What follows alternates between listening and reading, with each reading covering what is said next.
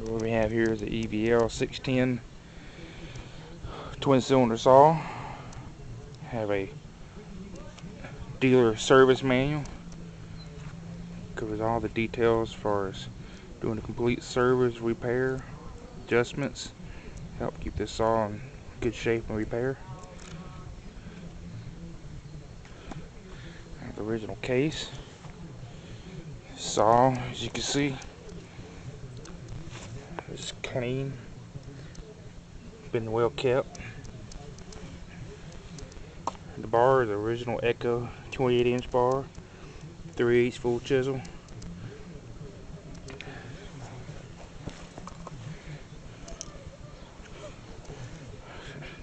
You can see some minor scuff marks on the side of the cover, just barely through the paint. Some light touches will just take care of that.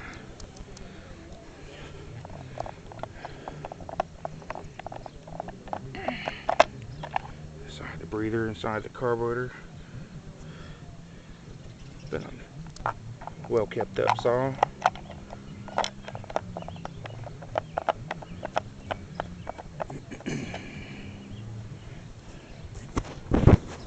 Okay, we go ahead and start this thing up.